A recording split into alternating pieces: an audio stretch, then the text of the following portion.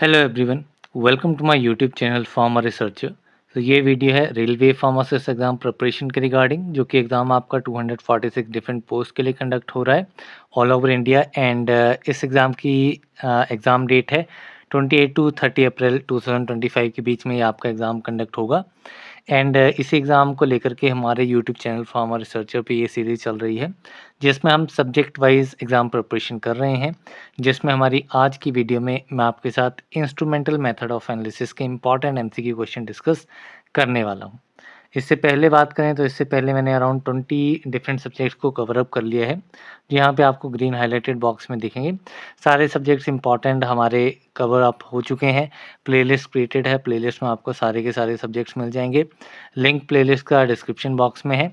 And आज की video में इंस्ट्रूमेंटल मेथड ऑफ एनालिसिस करेंगे, जिसमें बेसिकली आपके जो इंस्ट्रूमेंटल मेथड्स रहते हैं, जैसे आपके UV, IR, NMR, mass spectroscopy, fluorimetry, nephelometry and also some chromatographic technique, उसके रिगार्डिंग आपको यहाँ पे क्वेश्चंस देखने को मिलेंगे जो भी इंपॉर्टेंट वंस रहेंगे।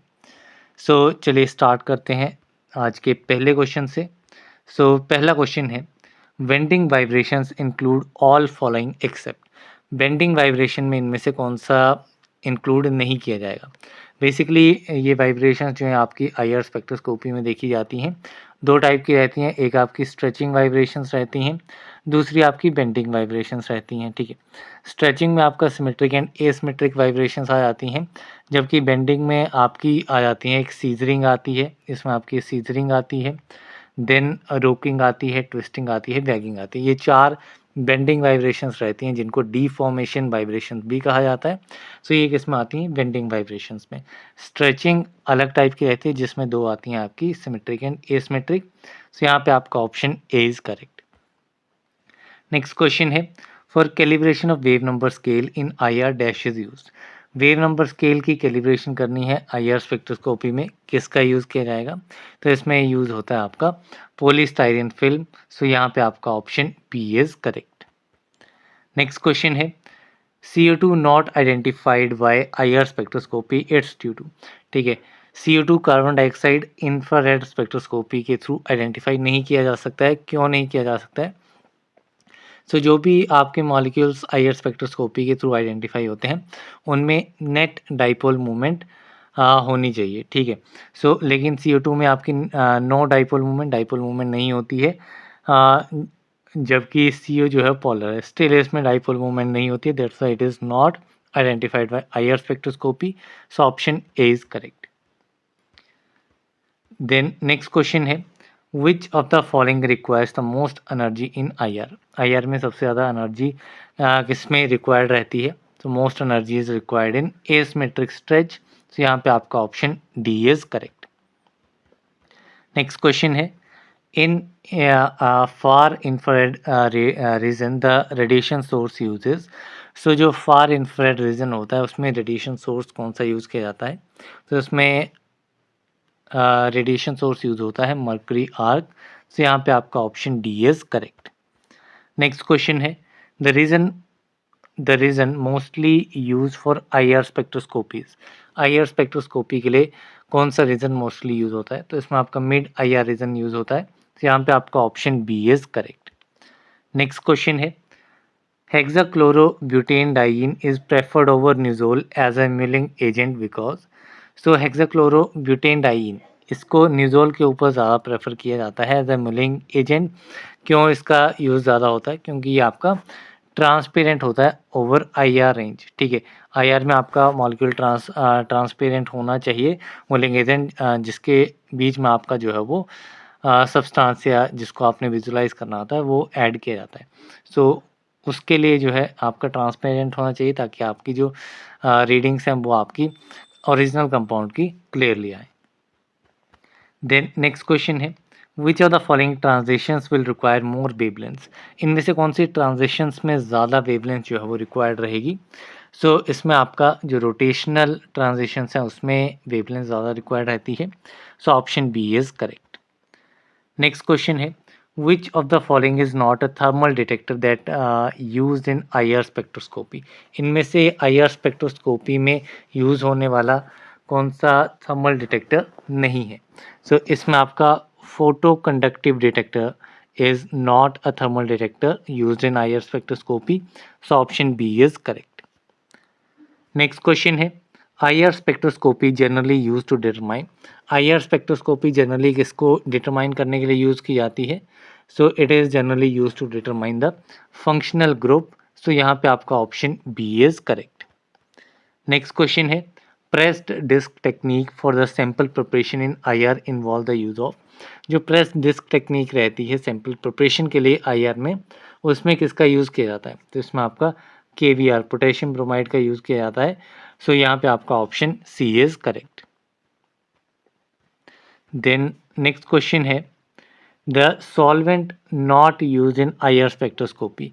IR स्पेक्ट्रोस्कोपी में कौन सा सॉल्वेंट इनमें से यूज़ नहीं किया जाएगा? ठीक है, तो इसमें आपका क्लोरोफॉर्म यूज़ किया जाता है, carbon tetrachloride, carbon disulphide, but water can not be used as a solvent in IR spectroscopy. So यहाँ पे आपका option D is correct. Next question है Fermi resonance is often observed in. So Fermi resonance जो है ये आपकी carbonyl compounds के साथ देखी जाती है. सो यहाँ पे आपका option A is correct. Next question है in Raman spectroscopy optical system is made up of. So Raman spectroscopy में जो ऑप्टिकल सिस्टम होता है वो ग्लास या फिर क्वार्ट्ज से बना होता है. सो यहाँ पे आपका option A is correct.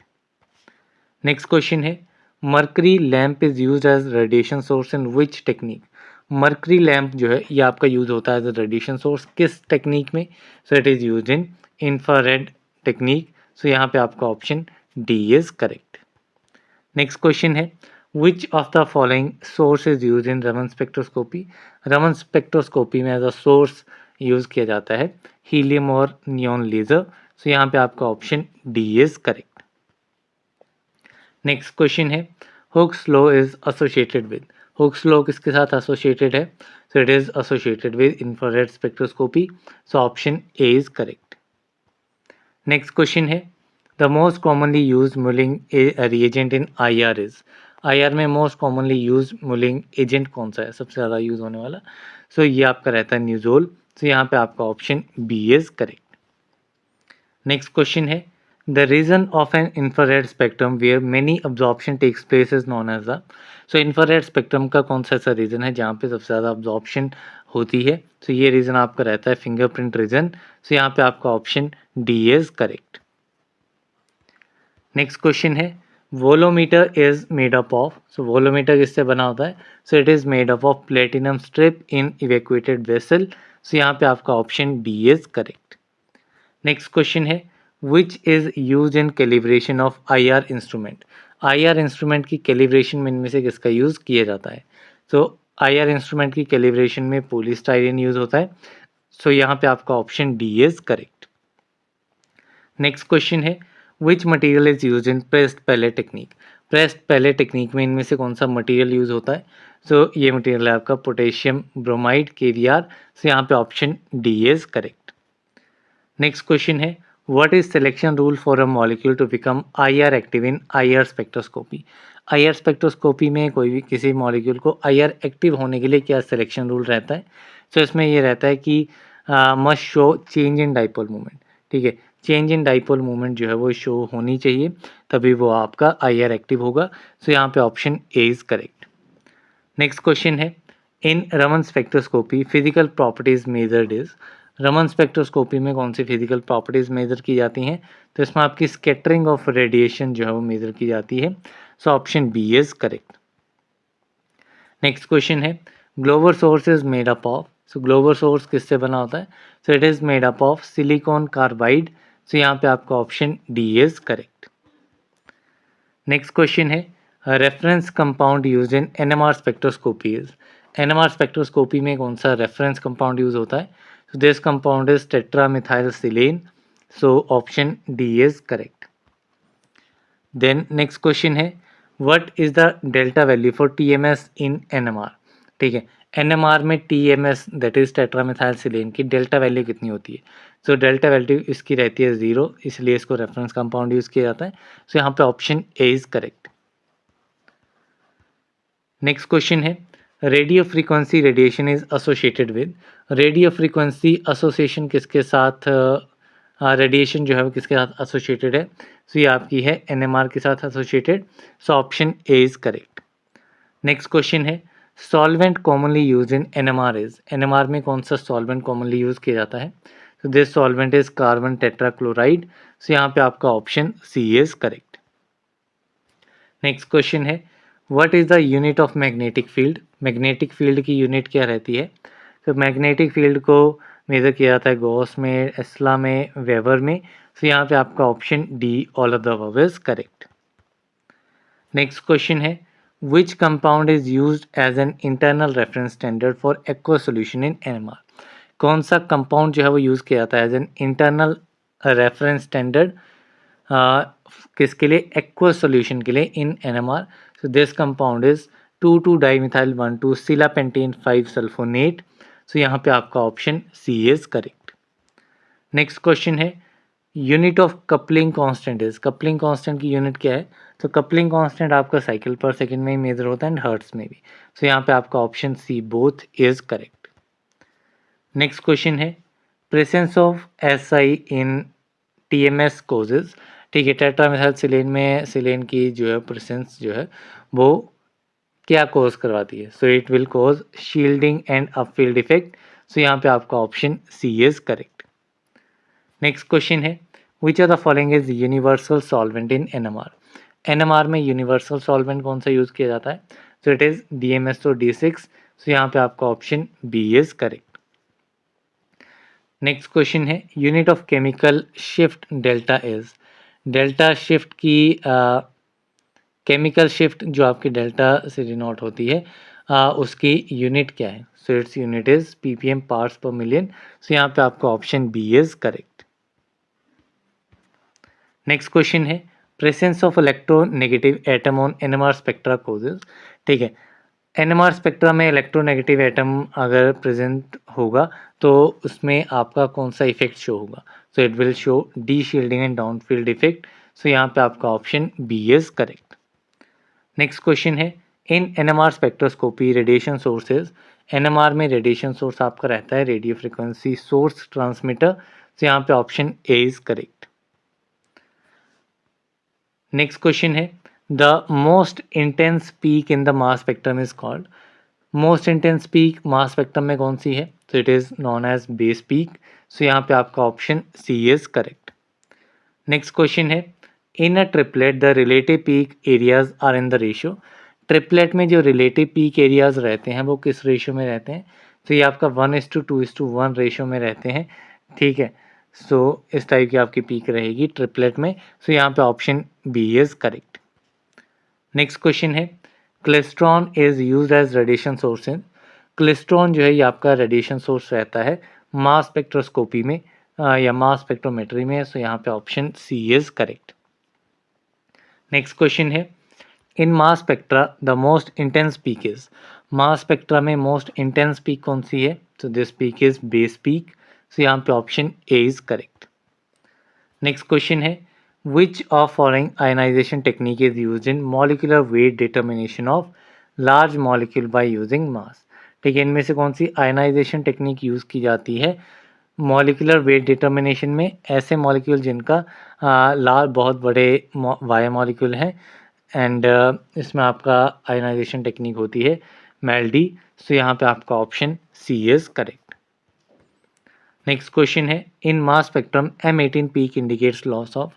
So mass spectrum में एक M18 पीक होती है जो इंडिकेट करती है कि वाटर मॉलिक्यूल जो है वो लॉस वाटर मॉलिक्यूल का लॉस हुआ है। सो यहाँ पे option D is correct. Next question है removal of a single electron from a molecule results in the formation of.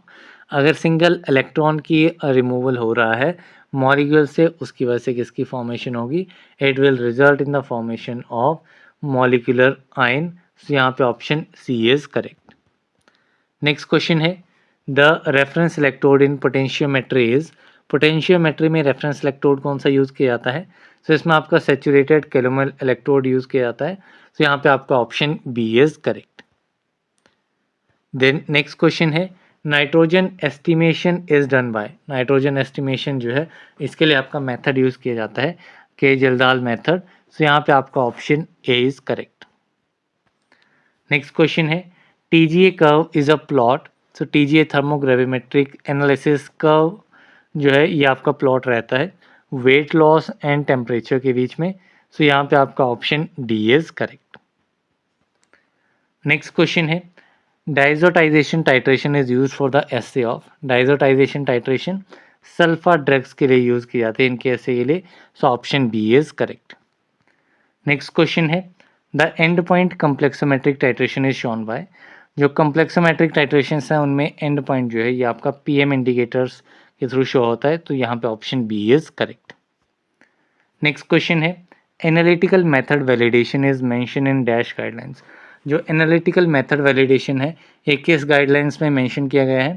So it is mentioned in ICH guidelines, international conference on harmonisation. So यहाँ पे आपका option B is correct. Next question है dropping mercury electrode is an important component of. Dropping mercury electrode ये आपका important component है पोलेरोग्राफ का। So यहाँ पे option C is correct. Then next question है quantitative analysis by polarography is based on. तो जो क्वांटिटेटिव एनालिसिस है पोलेरोग्राफी के थ्रू ये किसके ऊपर बेस्ड है? So it is based on the half wave potential. So यहाँ पे आपका option B is correct. Next question है glass transition temperature is detected through. So जो ग्लास ट्रांजिशन टेम्परेचर है ये आपका डिटेक्ट होता है through differential scanning calorimeter. So यहाँ पे आपका option C is correct. Next question है what is a reagent use for diazotization. Diazotization के लिए रिएजेंट आपका कौन सा यूज किया जाता है? It is sodium nitride and dilute HCl। So यहाँ पे आपका option A is correct. Next question है in thermogravimetric titration which of the following properties measured with ml of titrant. ठीक है, सो थर्मोग्रेविमेट्रिक टाइट्रेशन में कौन सी प्रॉपर्टी को मेजर किया जाता है? So this property is change in temperature. So यहाँ पे आपका option C is correct. Next question है ISO 9000 series has 5 main types. ISO 9000, 9001, 2, 3 and 4। Which of them are descriptive documents. इनमें से कौन से डिस्क्रिप्टिव डॉक्यूमेंट्स हैं? तो डिस्क्रिप्टिव डॉक्यूमेंट्स आपका पहला और आखिरी आता है that is ISO 9000 and ISO 9004। So यहाँ पे आपका option D will be the correct answer. Next question है in limit of quantitation LOQ signal to noise ratio is. ठीक है, लिमिट ऑफ क्वांटिटेशन में सिग्नल टू नॉइस रेशियो रहती है 10:1। So यहाँ पे आपका option D is correct. Next question है in gel electrophoresis DNA travels. So gel electrophoresis में DNA जो है वो आपका कैथोड से एनोड की तरफ ट्रेवल करता है। तो यहाँ पे option A is correct. Next question है Nernst equation is use to measure. तो नर्नेस्ट इक्वेशन जो है ये आपकी यूज़ की जाती है to measure the potential. So यहाँ पे आपका option C is correct. Then next question है which of the following is right sequence in polymerase chain reaction. Polymerase chain reaction में करेक्ट सीक्वेंस क्या रहता है? तो इसमें फर्स्ट स्टेप आपका आता है डीनेचुरेशन।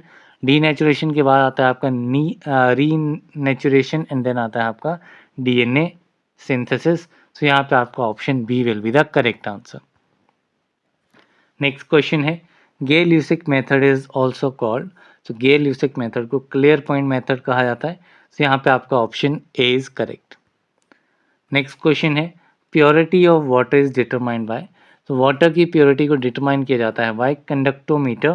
सो यहाँ पे आपका option A is correct. Next question है which equation is use for quantification of a substance by polarography. Polarography के थ्रू अगर किसी सब्सटेंस की क्वांटिफिकेशन करनी है तो उसके लिए इक्वेशन आपकी यूज होती है इल्कोविक इक्वेशन। तो यहाँ पे option A is correct. Next question है the most commonly use detector in liquid chromatographies. तो लिक्विड क्रोमेटोग्राफी में सबसे ज़्यादा यूज़ होने वाला डिटेक्टर या मोस्ट कॉमनली यूज़ होने वाला डिटेक्टर कौन सा है? तो this one is UV detector. So यहाँ पे आपका option A is correct. Next question है in anion exchange chromatography what is the charge of counter ion.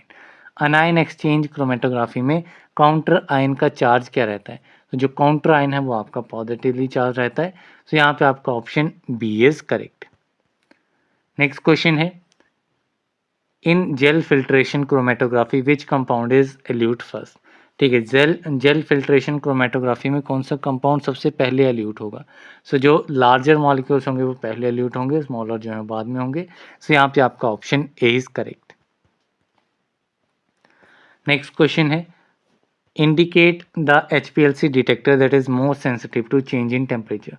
HPLC high performance liquid chromatography का कौन सा ऐसा डिटेक्टर है जो कि चेंज इन टेम्परेचर के साथ सबसे ज़्यादा सेंसिटिव रहता है। So this one is refractive index detector. So यहाँ पे option B is correct. Then next question है, what is the correct order of the retention in mixture of four compounds in normal phase chromatography। Normal phase chromatography में अगर mixture of compound है, 4 compounds का mixture है, उसमें retention order क्या रहेगा। तो इसमें आपका acetic acid, ethanol, acetone, petroleum ether, ये 4 कंपाउंड्स दिए गए हैं। तो इसमें रिटेंशन ऑर्डर जो हाईएस्ट वैल्यू रहेगी वो आपकी रहेगी एसिटिक एसिड की, देन इथेनॉल की, देन एसीटोन की एंड देन पेट्रोलियम ईथर की। तो this will be the correct order. So यहाँ पे आपका option A will be the correct answer. Next question है, which carrier gas is used in GC containing electron capture detector। तो gas chromatography containing electron capture detector जो है उसमें career gas कौन सी use की जाती है।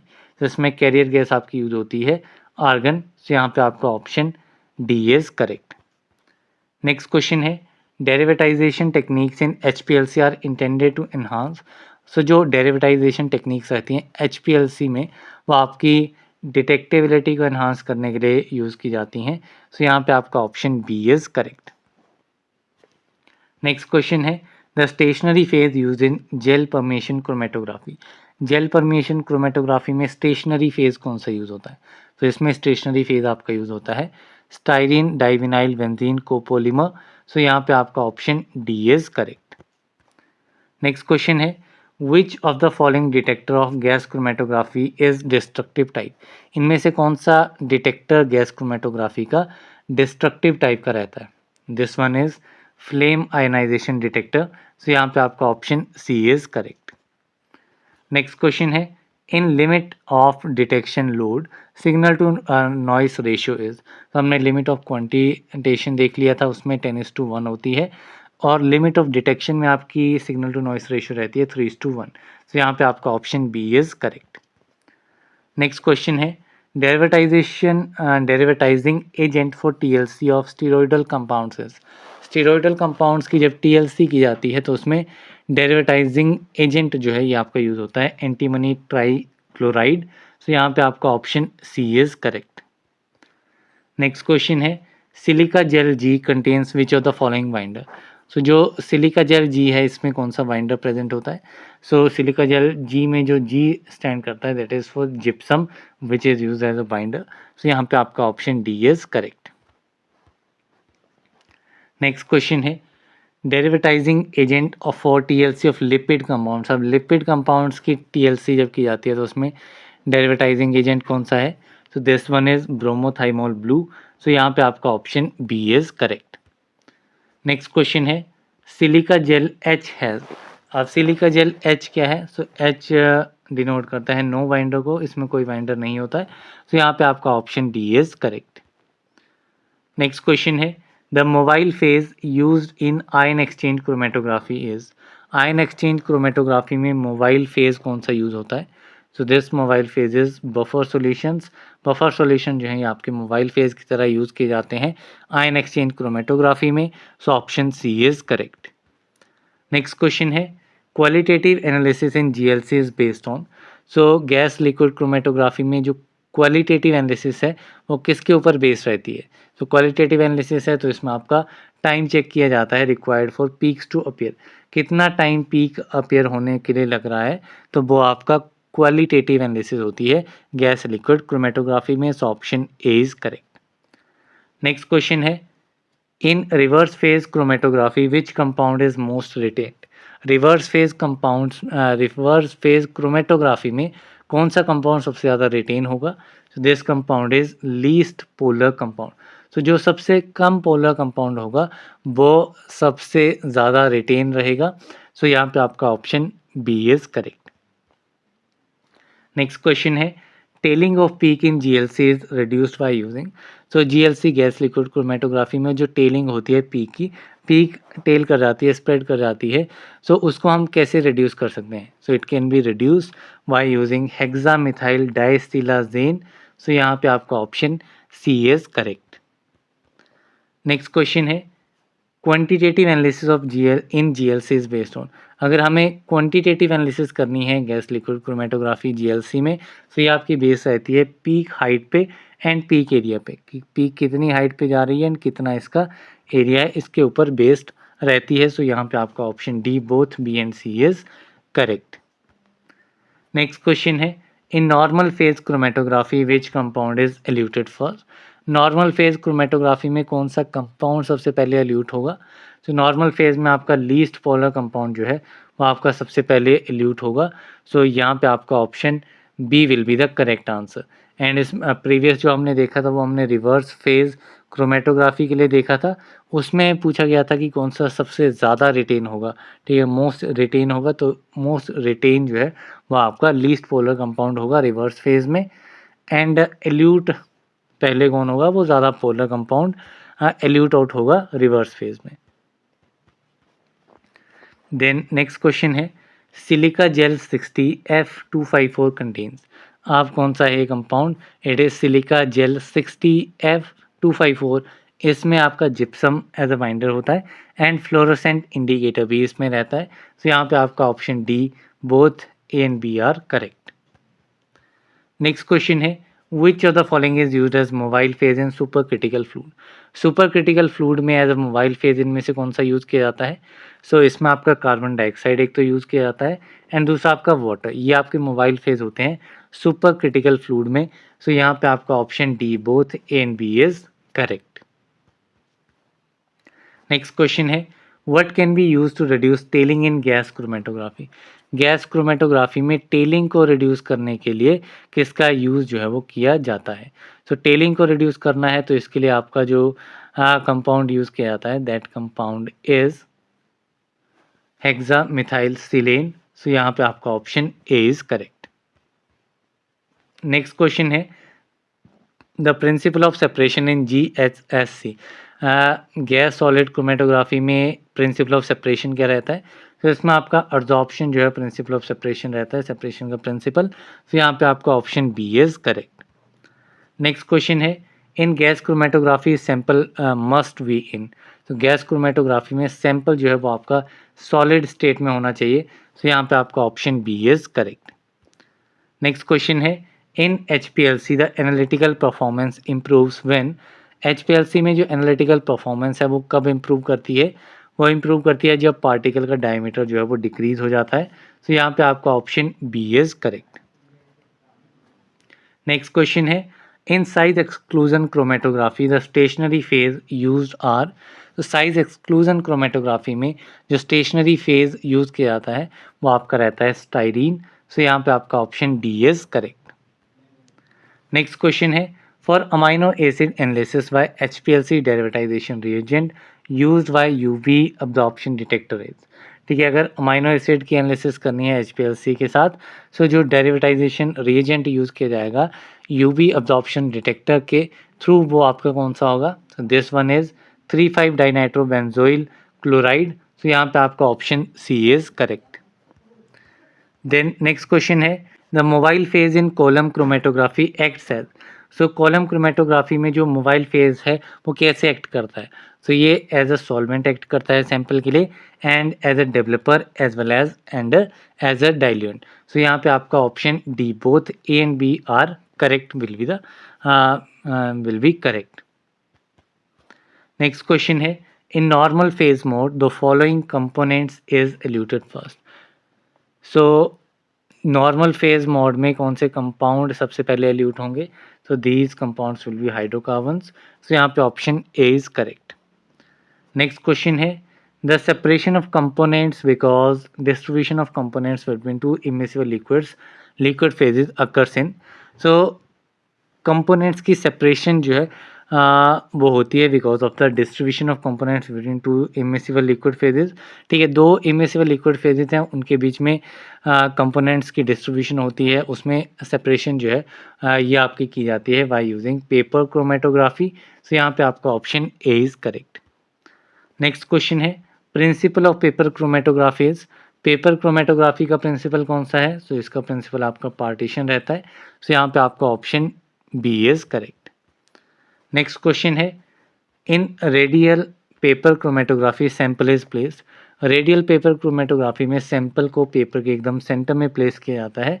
सो यहाँ पे आपका ऑप्शन बी इज करेक्ट।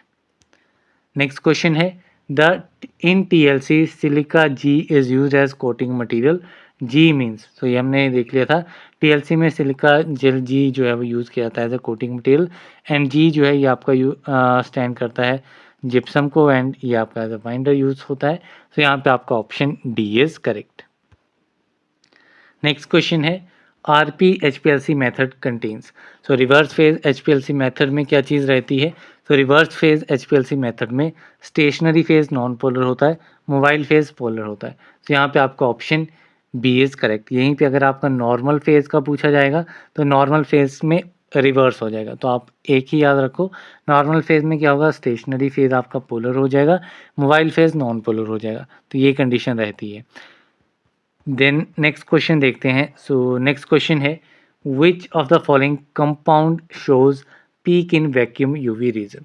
कौन सा कंपाउंड पीक शो करेगा वैक्यूम यूवी रीजन में? So this compound is methane. So यहाँ पे आपका option C is correct. Next question है which of following conditions leads to decrease in fluorescence intensity. इनमें से कौन सी कंडीशन जो है उसकी वजह से फ्लोरोसेंस इंटेंसिटी जो है वो डिक्रीज हो जाएगी?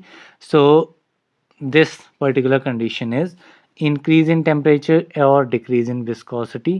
सो यहाँ पे आपका option B is correct. Next question है increase in conjugation causes. Conjugation increase होती है तो it will cause bathochromic shift. So यहाँ पे आपका option C is correct. Then next question है which of the following techniques has the highest sensitivity. इनमें से कौन सी टेक्निक्स जो है उनकी सेंसिटिविटी काफ़ी हाइयर रहती है?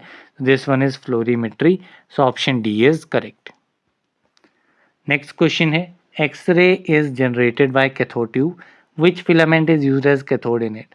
ठीक है, एक्सरे जो है ये आपका कैथोड ट्यूब के थ्रू जनरेट होता है, इसमें कौन सा फिलामेंट यूज किया जाता है as a cathode? So this filament is tungsten. तो यहाँ पे आपका option B is correct. Next question है most widely use radiation source in visible spectroscopy is. Visible spectroscopy में most widely use radiation source कौन सा है? तो this source is tungsten halogen lamp. So यहाँ पे आपका option A will be the correct answer. Next question है which of the following techniques is based on Tyndall effect. इनमें से कौन सी टेक्निक टिंडल इफेक्ट के ऊपर बेस्ड है? So these techniques includes turbidometry, nephelometry, Raman spectroscopy. All these techniques are based on Tyndall effect. तो यहाँ पे आपका option D all of the above is correct. Then next question है in Raman spectroscopy optical system is made up of.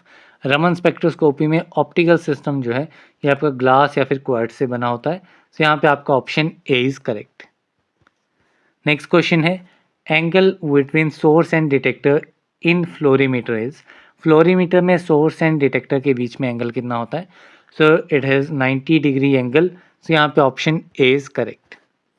Next question है sample window use in UV is made up of.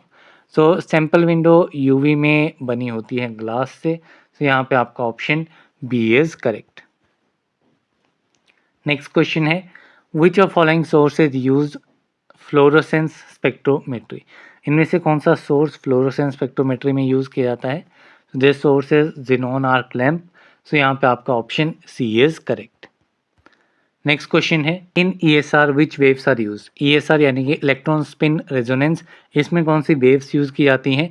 तो इसमें आपकी waves जो use की जाती हैं those are microwaves. तो यहाँ पे आपका option D is correct. Next question है Kirchhoff's law is associated with. Kirchhoff's law आपका किसके साथ एसोसिएटेड है? So it is associated with NMR। तो यहाँ पे आपका option B is correct. Next question है which wave is used in densitometer. Densitometer में यूवी विजिबल वेव्स यूज होती हैं, सो यहाँ पे option A is correct. Next question है absolute configuration of compound is determined bye which technique. Absolute configuration compound की determine की जाती हैं किस टेक्निक के through, so they can be determined by X ray diffraction technique, तो यहाँ पे option D is correct.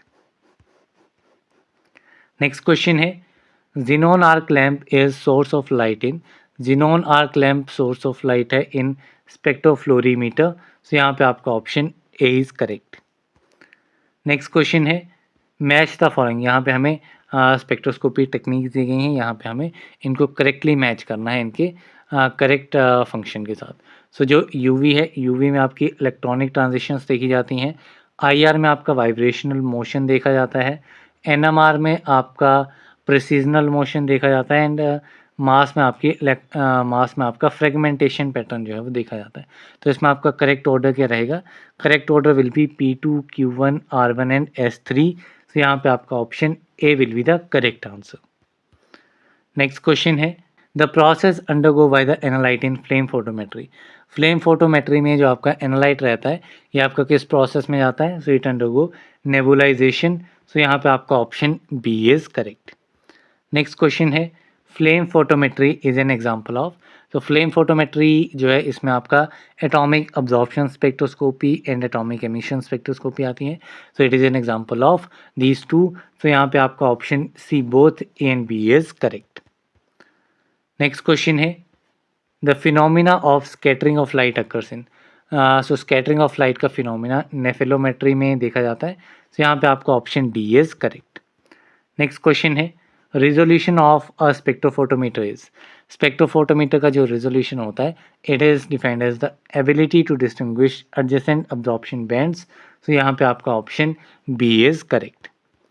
Next question है increase in the extent of conjugation of a double bonded system results इन, सो जो आपका डबल बॉन्डेड सिस्टम है उसमें conjugation का जो एक्सटेंट इंक्रीज होता है उसकी वजह से बेथोक्रोमिक शिफ्ट आती है, so here option D is correct.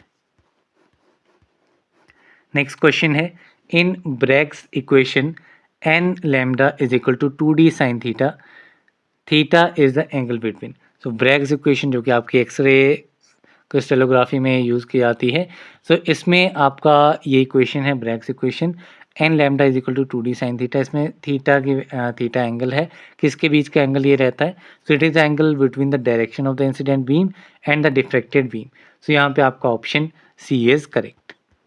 Next question है bathochromic shift involves, so bathochromic shift में इंक्रीज होती है वेवलेंथ की of maximum absorption, increase in wavelength of maxima absorption, so यहाँ पे आपका option C is correct.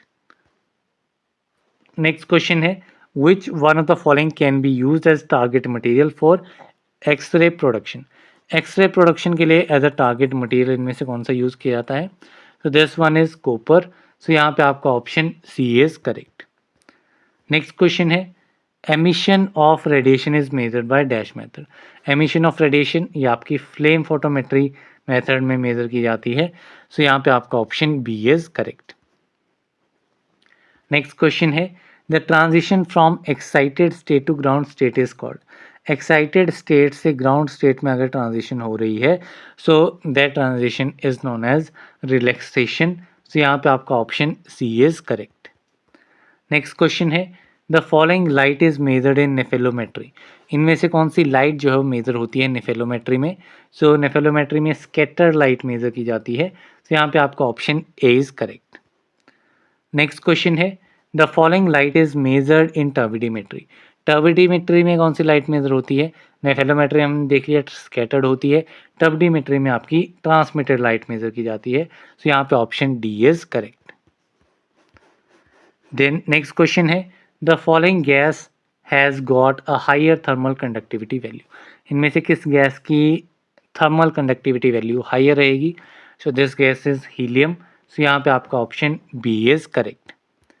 Next question है types of source material in UV visible spectroscopy is, तो UV visible spectroscopy में जो सोर्स मटेरियल यूज़ किया जाता है किस टाइप के सोर्स मटेरियल इसमें यूज़ होते हैं, तो यूवी विजिबल में आपका hydrogen deuterium lamp, tungsten lamp, xenon arc lamp, ये सारे आपके यूज़ किए जाते हैं, तो यहाँ पे आपका option D all are correct. Next question है bathochromic shift depends on, bathochromic shift किसके ऊपर डिपेंड करती है? So it depends upon the conjugated double bonds. So यहाँ पे आपका option B is correct. Next question है when excitation of electrons by chemicals the phenomena is called. ठीक है, जब इलेक्ट्रॉन्स की एक्साइटेशन केमिकल्स के थ्रू होती है तो उस फिनोमेना को क्या कहा जाता है? So this phenomena is known as chemiluminescence. So यहाँ पे आपका option A is correct. Then next question है most widely use detector in UV spectroscopy is, UV spectroscopy में मोस्ट वाइडली यूज डिटेक्टर कौन सा है? This detector is photo multiple tube multiplier tube. तो यहाँ पे आपका ऑप्शन बी इज करेक्ट।